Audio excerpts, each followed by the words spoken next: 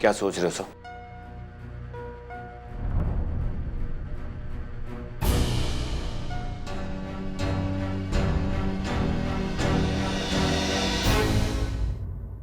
जयवंत, हमने पीयूष की बात मान तो ली, फेक डॉक्यूमेंट बनाने के लिए हाँ भी कर दी, लेकिन ये काम इतना आसान नहीं है। मतलब? जयवंत, सतीश कभी उस फेक डॉक्यूमेंट पे साइन नहीं करेगा। सर मैं जानता हूं कि टास्क मुश्किल है, लेकिन हमें ये करना ही होगा। आपको सर को मनाना ही होगा, अपने रिश्तेदार के नाते, पार्टनर के नाते, या फिर इमोशनली। ये बात उनके गले के नीचे उतारनी होगी। जयवंत, चलो कुछ भी करके एक बार मैं सतीश को मना भी लूंगा, लेकिन एक और बहुत बड़ी प्रॉब्लम है।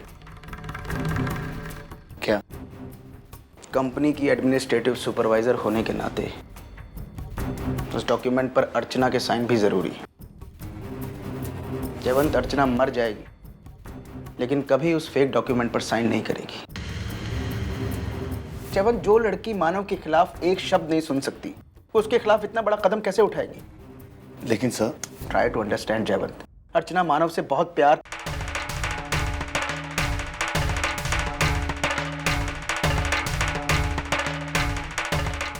फिर भी करवा लेंगे सर। पहले सतीश सर।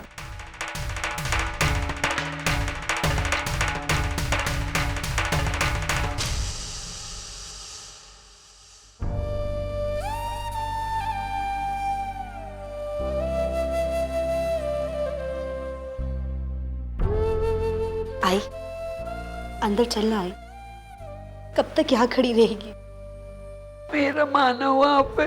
मैं समझती हूँ आई, लेकिन तू मुझे एक बात बता, अगर तू यहाँ पर खड़ी रहेगी और अपने आप को तकलीफ देगी तो क्या दादा वहां पर रिहा हो जाएंगे?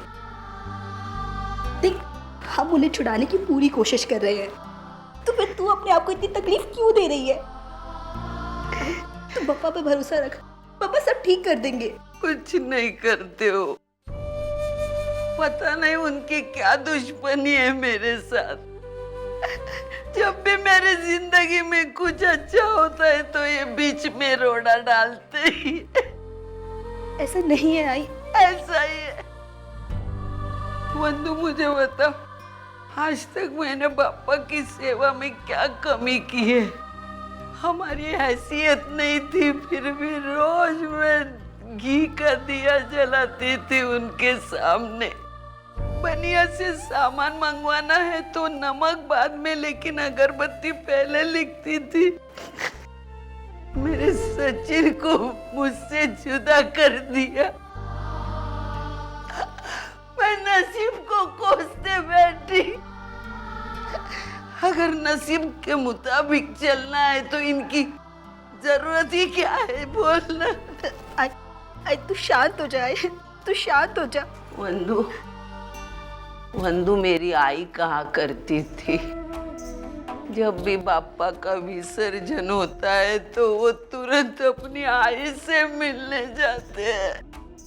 10 दिन आई से दूर रहना वो बर्दाश्त नहीं कर सकती। आज बापा नाचते गाते अपने घर गए अपनी आई से मिलने, लेकिन जाते जाते वो एक आई को जुदा कर गए उसके बेटे से।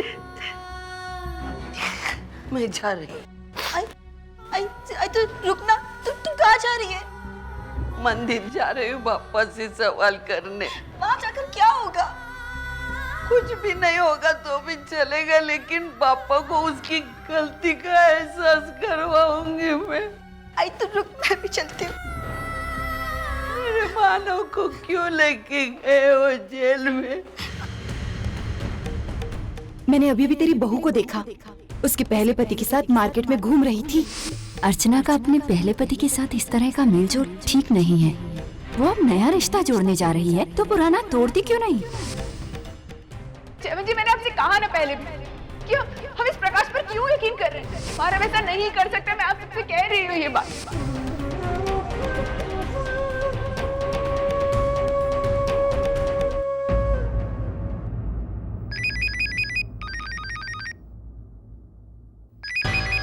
एक मिनट।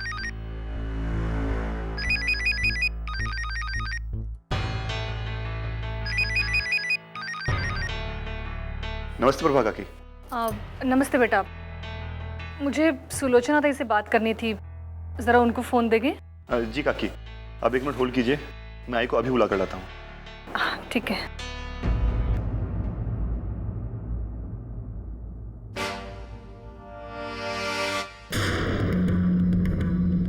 भाई जरा 1 मिनट आना।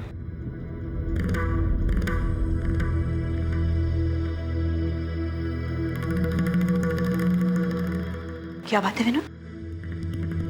भाई प्रभा काकी का फोन है, आपसे बात करना चाहती हैं। प्रभाताई का फोन इस वक्त? हेलो। नमस्कार ताई, आप लोग घर पहुंच गए क्या? क्या हम लोग 5 मिनट बात कर सकते हैं? हाँ हाँ, क्यों नहीं, बात तो मैं कर सकती हूँ, लेकिन अभी हम लोग घर नहीं पहुँचे हैं। क्यों? मेरा मतलब है वहाँ से निकल के तो काफ़ी समय हो गया है ना हम लोगों को। कहीं ट्रैफिक में फंस गए थे क्या? नहीं, दरअसल हम मानव के घर में हैं। वो मानव की गिरफ्तारी के बाद सविता ताई को गहरा सदमा पहुंचा है, तो बस उनकी सांत्वना के लिए हम यहाँ आए हैं। वाह ताई, मुझे तो ऐसा लगा था कि सिर्फ आपकी बेटी को ही उस घर से लगाव है, लेकिन अब पता चल रहा है कि पूरा खानदान उस घर से जुड़ा हुआ है।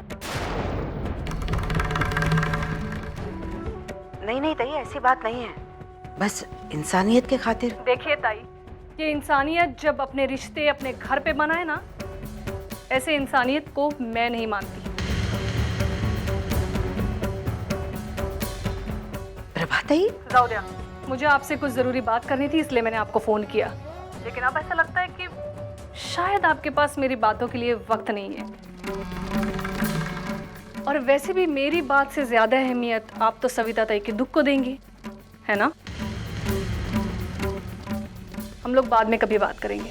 प्रभाताई आप बुरा मत मानिए, देखिए मुझे तो ऐसा लगा था आप अपनी बेटी को पुराने बंधन तोड़कर आगे बढ़ना सिखाएंगी, लेकिन यहाँ तो आप भी उन बंधनों में ऐसे उलझे हैं कि ठेवते मी फोन। प्रभाताई तुम्ही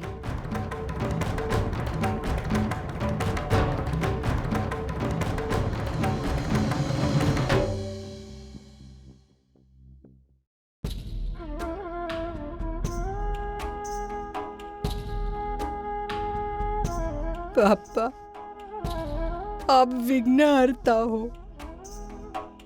अनंत चतुर्दशी के दिन घर जाते समय दुनिया के दुख दर्द अपने साथ लेके जाते हो और सारी दुनिया को खुशियां देते हो, तो मेरे साथ ऐसा अन्याय क्यों? बोलो ना पापा। हमारी जिंदगी का विघ्न आपने दूर क्यों नहीं किया? मेरा मानव संकष्टी के दिन बिना कुछ खाए पिए नंगे पैर आपके दर्शन करता है। वो आज तक दूसरों के लिए जीता आया है। उसने अपने पैरों तले कभी एक चींटी तक मसली नहीं, फिर उसको दोबारा जेल में क्यों डाला? वो भी कुछ गुनाह किए बगैर। पापा,